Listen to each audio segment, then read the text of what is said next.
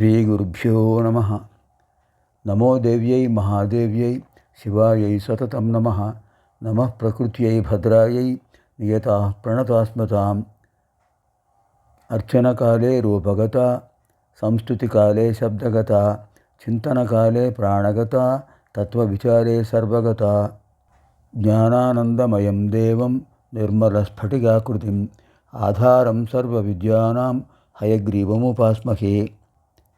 అచతుర్వదనో బ్రహ్మ విబాహురపరో హరిః అపారరోచనశంభుః భగవాన్ బాదరాయణః. ఓం ఐం హ్రీం శ్రీం శ్రీమాత్రే నమః. ఓం ఐం హ్రీం శ్రీం శ్రీమాత్రే నమః. ఓం ఐం హ్రీం శ్రీం శ్రీమాత్రే నమః.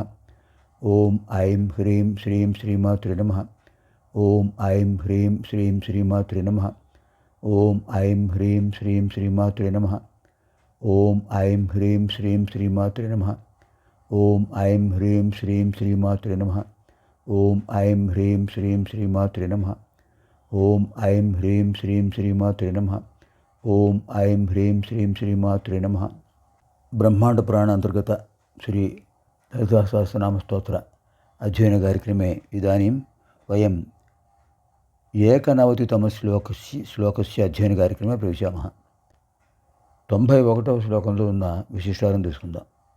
తత్వాసన తత్వమయీ పంచకోశాంతరస్థిత నిస్సీమమహిమ నిత్యయౌవన మదశారిణి. తత్వాసన తత్వమయీ పంచకోశాంతరస్థిత నిస్సీమమహిమ. నిస్సీమమహిమ 6 అక్షరాలే ఉంటాయి.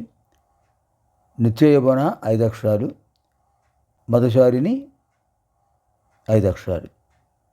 అంటే 5, 5, 6, 16 అక్షరాలు. 8 అక్షరాలు ఒక పాదం. అలా విభజించినట్లయితే నిత్యయౌవన పదాన్ని విభజించడానికి అవకాశం లేదు. అందుకని నిస్సీమ మహిమ నిత్య దగ్గర ఆపకూడదు. నిత్యయౌవన ఒక పదం కనుక నిస్సీమ మహిమ దగ్గర ఆపుతాం. నిత్యయౌవన ఒక పదంగా చెప్తాం. మదశారిణి అంటే చదివేటప్పుడే తత్వాసన తత్వమయి ఇంతవరకు ఒక పాదం అయిపోయింది. ఇందులో సందేహం ఉండదు. తత్వమయి 4 అక్షరాలు కనుక తత్వాసన తత్వమయి 8 అక్షరాలు, అది ఒక పాదం. పంచకోశాంతరస్థిత తర్వాత పంచకోశాంతరస్థిత, అది పంచకోశాంతరస్థిత 8 అక్షరాలు, ద్వితీయ పాదం. తృతీయ పాదంలో నిస్సీమ మహిమ 6 అక్షరాలు అయ్యాయి. అయినప్పటికీ అక్కడ ఆపాలి. నిత్యయౌవన అక్కడ ఆపాలి. అంతేగాని నిస్సీమ మహిమ నిత్య అని ఆపకూడదు. చదివితే మొత్తం కలిపి చదవాలి. నిస్సీమ మహిమ నిత్యయౌవన మదశారిణి అని చెప్పచ్చు. తత్వాసన తత్వమయీ పంచకోశాంతరస్థిత నిస్సీమ మహిమ నిత్యయౌవన మదశారిణి. ఇదానీం పదవిభాగः. తత్వాసన ప్రథమం, తత్వమయీ ద్వితీయం, పంచకోశాంతరస్థిత తృతీయం, నిస్సీమ మహిమ చతుర్థం, నిత్యయౌవన పంచమం, మదశారిణి షష్ఠం.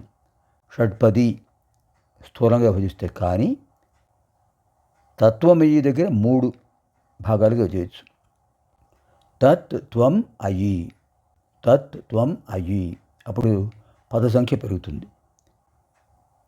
అప్పుడు ఏమవుతుంది?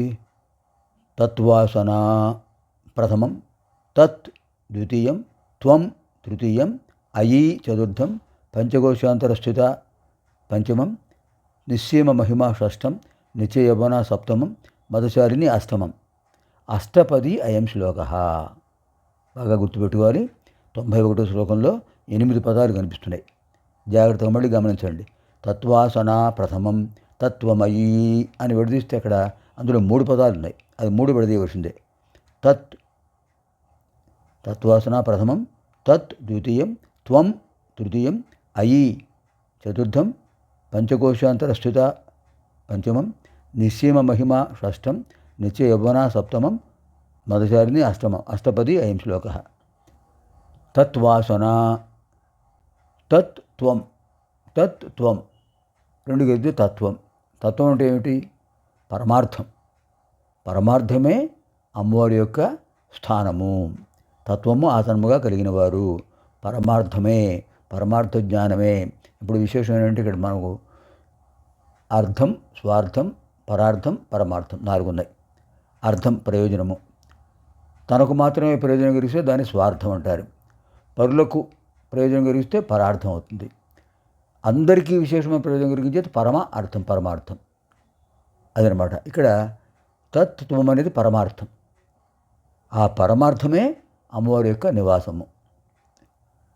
తత్వ ఆసన, తత్వాసన, పరమార్థ తత్వమే ఆసనముగా కలిగినవారు, స్థానముగా కలిగినవారు.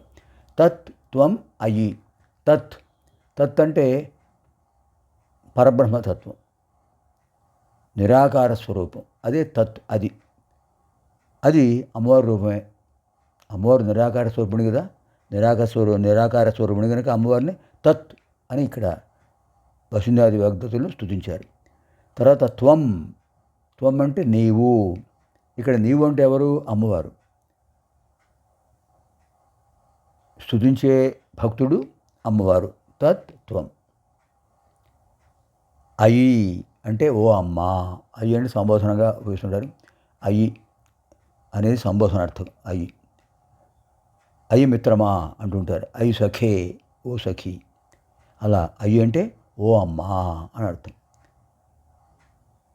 పంచకోశ అంతరస్థిత. ఏమిటి పంచకోశాలు? అన్నమయ కోశం, ప్రాణమయ కోశం, మనోమయ కోశం, విజ్ఞానమయ కోశం, ఆనందమయ కోశం. ఈ పంచకోశాల్లోనూ అమ్మవారు అంతర్గతంగా ఉన్నారు. అమ్మవారు ఉండబట్టే పంచకోశాలు కూడా శక్తిమంతం అవుతున్నాయి. న్యాయార్జితమైన, పరిమితమైన, భగవదర్పితమైన ఆహారం తీసుకుంటే అన్నమయ కోశం పవిత్రమవుతుంది. ప్రాణాయామం చేస్తే ప్రాణమయ కోశం పవిత్రమవుతుంది. ధ్యానం చేస్తే మనోమయ కోశం పవిత్రమవుతుంది. మంచి విషయాలు సత్సంగంలో నేర్చుకుంటే అది విజ్ఞానమయ కోశం అవుతుంది. ఈ దారిటి వల్ల విశేషమైన ఆనందం కలుగుతుంది, పరమానందం. అంచేత ఈ పంచకోశాల్లోనూ అమ్మవారు అంతర్గతంగా ఉన్నారు. ఇంకా ద్వితీయార్థంలో నిస్సీమ మహిమ. సీమ అంటే హద్దు, నిస్సీమ మహిమ. అమ్మవారి మహత్వానికి హద్దుందా? లేదు. గగనం గగనాకారం, సాగర సాగరోపమ. అలాగే అమ్మవారి మహిమకు అమ్మవారే సాటి. అమ్మవారి మహిమ అనంతం. సీమ లేదు. సీమ అంటే హద్దు, దానికి హద్దు లేదు. అలాంటి అమ్మవారి యొక్క విశేషమైన మహిమ హద్దు లేనటువంటిది, నిస్సీమ మహిమ. తర్వాత నిత్య యవ్వన. అమ్మవారు ఎప్పుడూ యవ్వన స్థితిలోనే ఉంటారు. ఇంతకుముందు చెప్పుకున్నాం కదా, దేవతలకు బాల్య, కౌమార, యవ్వనము 3 దశలు. అమ్మవారు నిత్య యవ్వని, ఎప్పుడు యవ్వన స్థితిలో ఉంటారు, ఎప్పుడూ ఉత్సాహంతో ఉంటారు, ఎప్పుడు శక్తిమంతంగా ఉంటారు. అమ్మవారు శక్తిమంతురాలే ఉంటారు. అవి ఉన్నాయి కనుక అమ్మవారు మనకి ఇస్తున్నారు వాటిని. మదశాలిని అంటే ఈ వసుంధాది వాగ్దేవతలు స్తోత్రం చేయడంతో అమ్మవారు ఆ స్తోత్రంలో ఉన్న అంతర్గతమైన భావంలో నిమగ్నమై ఉన్నారు. మద అంటే నిమగ్నమై ఉండడం. ఆ నిమగ్నమై ఉండడంలో అమ్మవారు తాదాత్మ్య స్వరూపంతో ఉంటారు. అంతే. భక్తుడు భగవతి ఒకరే. అలాంటి తాదాత్మ్య స్థితిని పొంది ఉన్నారు కనుక మదశాలిని. ఓం ఐం హ్రీం శ్రీం తత్వాసనాయై నమో నమః. ఓం ఐం హ్రీం శ్రీం తత్వం అయి. 3 కలిపి తత్వమయ్యై నమో నమః అని చెప్పచ్చు. ఓం ఐం హ్రీం శ్రీం పంచకోశాంతరస్థితాయై నమో నమః. ఓం ఐం హ్రీం శ్రీం నిస్సీమ మహిమాయై నమో నమః. ఓం ఐం హ్రీం శ్రీం నిత్య యవ్వనాయై నమో నమః. ఓం ఐం హ్రీం శ్రీం మదశాలిన్యై నమో నమః. పునర్మిలామः ఆగామి కార్యక్రమే.